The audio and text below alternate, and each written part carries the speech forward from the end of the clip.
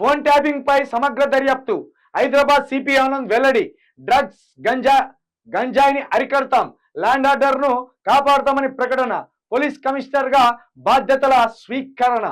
మొత్తానికి సివి ఆనంద్ గారిని తీసుకొచ్చి మళ్ళా పెట్టిండు. ఇక మళ్ళా ఫోన్ ట్యాపింగ్ నిన్నటి దాకా లేదనుకుంటే నిన్ననే అన్నాం కదా మనం, ఫోన్ ట్యాపింగ్ ఎగిరిపోయింది అన్నాం కదా, మళ్ళీ ఫోన్ ట్యాపింగ్ సంబంధించిన వార్త వచ్చింది. కాకపోతే ఇది వెలుగు, దీన్ని నమ్మకూడదు. హెల్త్ ఇన్సూరెన్స్లపై జీఎస్టీ వద్దు, సీనియర్ సిటిజన్లకు పూర్తిగా ఎత్తేయండి, మిగతా వారికి 18 నుంచి 5% తగ్గించాలి.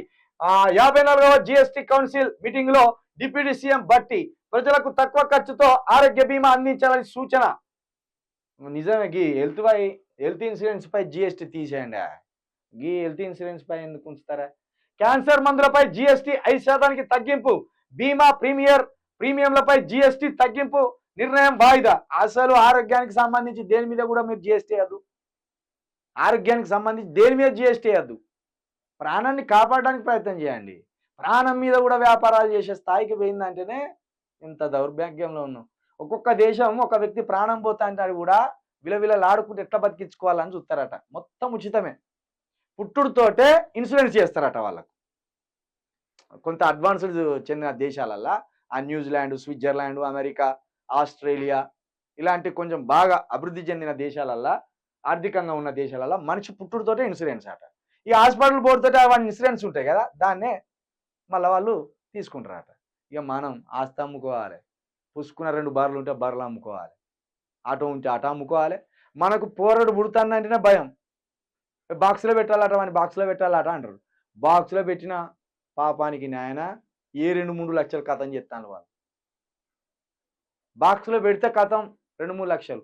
ఇక ఇప్పుడు పిల్లలేమో పాపం గర్భవతులు, వాళ్ళు నొప్పులు తీసి కనేటట్టు లేరు.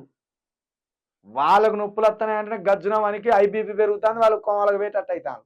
ఈ ఫుడ్ కథో మరి దేని కథో అది మనకు అర్థమైతలేదు.